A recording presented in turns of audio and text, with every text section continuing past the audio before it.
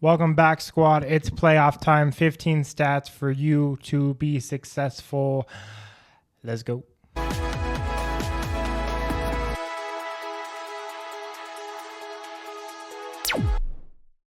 Welcome back, squad. Like I said, 15 stats for you to win your matchup this week in the playoffs. Let's rumble.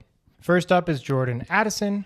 Over the last 4 games, he has 8, 9, 6, and 12 targets. He's getting the work. It's because they're scared of Jefferson, so I will take it. I like him. He's playing Chicago, which is a little bit of a tough matchup this week. But moving forward, I lowered a little bit for this week, but moving forward, I still like Addison. I think he's a good option. Roll him out there. Amari Cooper is next. He had 14 targets in his last game. Now, the game was a shootout, and I don't foresee him getting 14 targets every week here on out. But if you're going to start him, I think he has a really good shot against Detroit this upcoming week. They're really good against the run, so they're going to have to throw the ball. Plus, Detroit just scores in bunches. It's going to be another shootout. I like him this week. Feel good about him. Rock and roll with Amari Cooper. Rico Dowdle is the next man I want to talk about. Over the last 2 weeks, he has a 70 and a 77% snap share at running back. For reference, Saquon Barkley was at 76% this past week. So I really like Dowdle. They clearly love him in Dallas. Yes, it's Dallas, and that scares me a little bit. He's playing the Panthers this week, who have given up over 12 fantasy points to 4 different running backs in the past 5 games. I'm liking Dowdle this week, and I like his future. I don't like Dallas. I don't trust Dallas, but I like Dowdle. This one is just interesting. I think the Detroit Lions have 17 players on IR currently. Now, this will change with this upcoming injury report and with things developing. They're getting a couple guys back on their defensive line. They're going to do better against the run, even though they've been great already, but just kind of a reference point of where Detroit's at. Number 5, Brian Thomas Jr. has 10 and 12 targets in his last 2 games. The thing I don't like is his schedule. They play the Jets this week and then the Raiders and the Titans, 3 tough matchups. They finally play the Colts in 4 weeks, which is way far away. So I like him for week 18. But again, that's a ways away. But also, who the heck else are they going to throw the ball to? Mac Jones loves BTJ.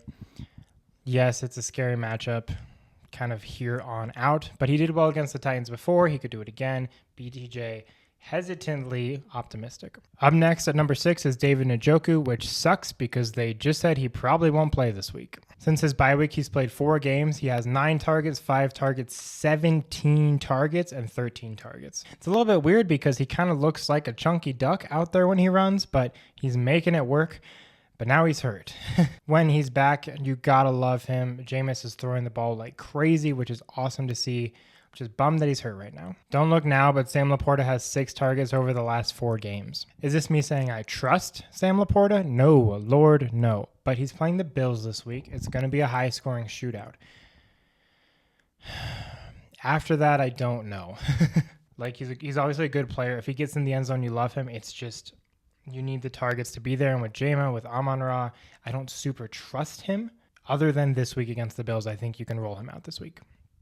Moving forward, let's see who they play. Okay, they play the Bears, the 49ers, and the Vikings. I worry they're going to sit their guys against the Vikings. That's a fear. The Bears are pretty good against tight ends and against the pass just in general.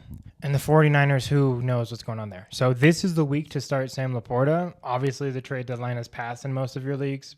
So I think you kind of just got to bite the bullet, have a good week, and then we got to play matchups. Number 8, the Chargers defense has given up 3 rushing touchdowns to running backs all year long. For reference, they've also given up 3 rushing touchdowns to quarterbacks.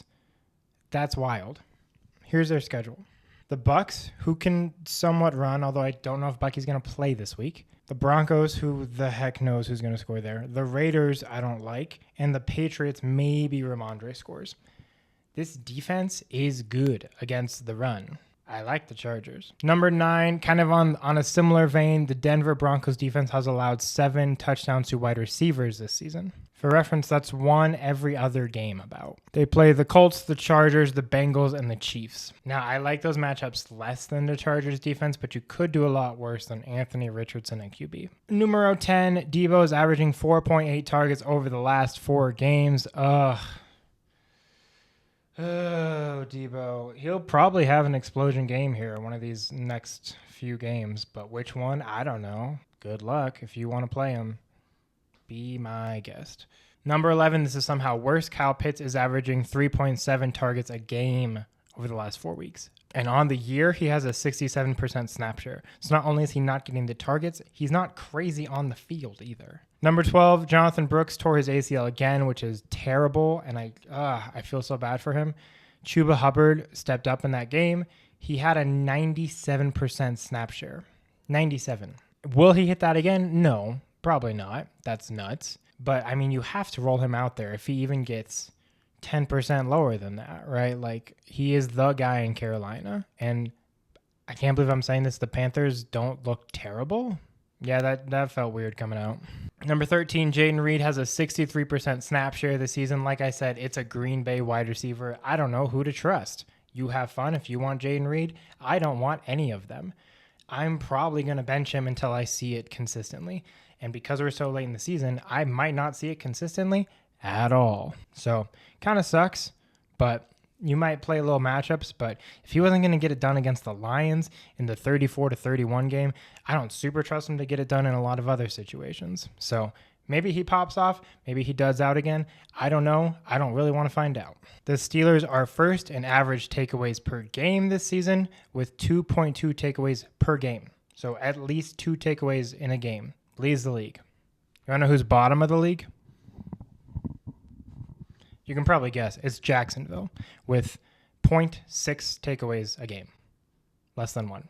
And last but not least, because he's one of my favorites, David Montgomery has 1 game below 12 fantasy points on the season. 1 game. He is the definition of a floor play because you're always kind of scared he won't get into the end zone, but then he always does.